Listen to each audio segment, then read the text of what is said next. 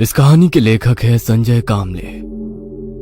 मूसलाधार बारिश, रात के अंधेरे में सुनसान सड़क के ऊपर एक तेज रफ्तार कार बड़ी तेजी से आगे बढ़ रही थी। कार के अंदर बैठा शख्स काफी टेंशन में लग रहा था, क्योंकि उसकी बाजू वाली सीट पर बैठी महिला को लेबर पेन शुरू हो चुके थे। उस आदमी को जल्द से जल्द अस्पताल पहुंचना था, क्योंकि डिलीवरी कभी भी हो सकती थी। दर्द के कारण वो महिला रो रही थी, चिल्ला रही थी, और उसकी बगल में बैठा आदमी उसे धीरज दे रहा था। उसकी कार शहर के एक बड़े से अस्पताल के गेट के भीतर दाखिल हुई। वो आदमी जल्दबाजी में उतरा और स्ट्रेचर लाने के लिए भीतर गया। अपने साथ 2 वार्ड बॉय को लेकर आया और उसने कार का दरवाजा खोला, पर गाड़ी के भीतर वो महिला नहीं थी। वो हैरान हो गया। लगता है आपके अस्पताल के कर्मचारी उन्हें दाखिल करने अंदर ले गए होंगे। दोनों वार्ड बॉय और वो आदमी बहुत तेजी से अस्पताल घूमकर उसे तलाशने लगे। हर कमरे की तलाशी ले ली गई, सीढ़ियां चढ़कर हर माले पर देखा, लेकिन वो औरत कहीं पर भी नहीं थी।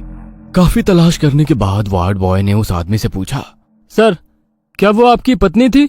उसने परेशान नजरों से इधर उधर देखते हुए कहा, जी नहीं, वो सड़क किनारे एक पत्थर पर बैठकर गाड़ी को हाथ कर रोकने की इशारा कर रही थी। मुझे उसकी हालत का अंदाजा आ गया, इसलिए मैंने उसे अपनी गाड़ी में ले लिया और अस्पताल ले आया। मतलब आपका भी सामना उस आत्मा से हो गया? आत्मा से? तुम कहना क्या चाहते हो? उस प्रेग्नेंट लेडी की कहानी यहाँ का बच्चा बच्चा जानता है। अगर आप इन बातों पर यकीन नहीं करते तो मैं आपको डराऊंगा नहीं। आपसे पहले भी कई राहगीर उस महिला को हमारे अस्पताल लेकर आने का दावा करते हैं। वैसे आपको जाना कहाँ था? मुझे जाना तो कहीं और था, पर उसे अस्पताल पहुंचाने के लिए इस रास्ते पर आ गया। खैर, अब मैं चलता हूँ। इतना कहकर वो अपनी गाड़ी में बैठा और दोबारा अपनी मंजिल की तरफ जाने लगा। सड़क से गुजरते हुए वो एक चौराहे के पास पहुंचा।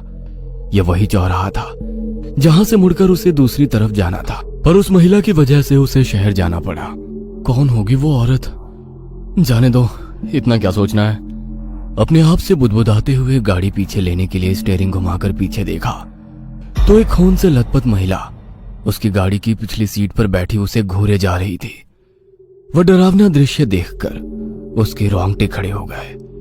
गाड़ी रोककर वो झट से नीचे उतरा और दूर हट गया। उसे कार का दरवाजा खोलने की हिम्मत नहीं हो रही थी।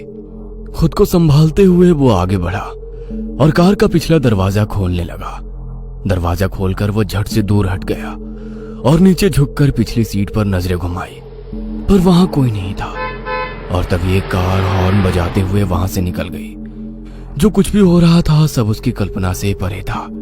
रात भर बाहर रुका, पर इस तरह का अनुभव कभी नहीं हुआ। पर आज ये सब देखकर उसे डर लगने लगा था। बिना कुछ सोचे वो गाड़ी में बैठा और वहां से तेजी से निकल गया। अगले दिन वो ऑफिस में बैठा जरूर था, पर उसका ध्यान कहीं और था। सब अपने अपने काम में मशगूल थे, पर उसके दिमाग में कल रात की वो डरावनी घटना घर करके बैठी हुई थी। उसे इस तरह खामोश बैठा देखकर उसकी एक सहकर्मी राधिका, जो उसे पसंद करती थी, वो उसके पास कुर्सी पर आकर बैठ गई। हेलो, क्या सोच रहे हो? उसकी बात सुनकर वो झट से अपने ख्यालों से बाहर आया। अरे राधिका, तुम बोलो ना। सुबह से ना हाय हेलो किया, ना एक बार भी पीछे मुड़कर देखा, बस गुमसुम से बैठे हुए हो। कोई और मिल गई है क्या? तुम भी ना कुछ भी बोलती रहती हो। इतने खोए खोए लग रहे हो, मतलब जरूर किसी लड़की का चक्कर है। नहीं यार, बोलो ना, क्या बात है? कल घर में एक पूजा रखी है, सबको बता दिया है, तुम्हें भी आना होगा। और वैसे भी कल छुट्टी है, तो नो एक्सक्यूज। कहते हुए राधिका ने उसकी तरफ देखा तो वो अभी भी कुछ सोच रहा था। उसका ध्यान बिल्कुल भी राधिका की तरफ नहीं था। उसे इस तरह देख राधिका ने पूछा, क्या बात है, तुम कुछ ज्यादा ही परेशान लग रहे हो। कुछ हुआ है क्या? वह कुछ पल खामोश बैठा रहा और एकदम से राधिका की तरफ देखकर बोला, तुम भूत प्रेत भटकती आत्मा इन सब बातों पर यकीन करती हो? ये अचानक तुम्हें क्या हो गया? हमेशा मजाक मस्ती करने वाला इंसान एकदम से भूत प्रेतों की बात कैसे करने लगा? यार, मैं मजाक नहीं कर रहा हूँ। प्लीज बताओ, क्या तुम भूत प्रेतों पर यकीन करती हो, या तुमने किसी से उनके बारे में सुना है? सुना तो है, मगर मैं खुद यकीन नहीं करती। वैसे हुआ क्या है? तुम यकीन नहीं करोगी, कल रात मैंने किस तरह की शक्ति का सामना किया है। किस तरह की शक्ति का सामना किया? कुछ साफ साफ बोलोगे? उसकी बात सुनकर उसने आंखें बंद कर अपना सर दोनों हाथों से पकड़ा और टेबल पर सिर रखकर वैसे ही बैठा रहा। सब कुछ शांत लग रहा था, पर अगले ही पल उसके कानों में अजीब सी आवाज गूंज उठी। आवाज किसी छोटे बच्चे के हंसने की आवाज। उसने ऊपर देखा तो पूरा ऑफिस खाली पड़ा था। छत पर कई सारी ट्यूबलाइट्स में से कुछ बंद चालू हो रही थी। केवल एक पल में बदल चुका मंजर देखकर उसकी सांस अटक गई और दोबारा उसे किसी बच्चे के खिलखिलाने की आवाज सुनाई दी। उसने झट से मुड़कर आवाज की तरफ देखा।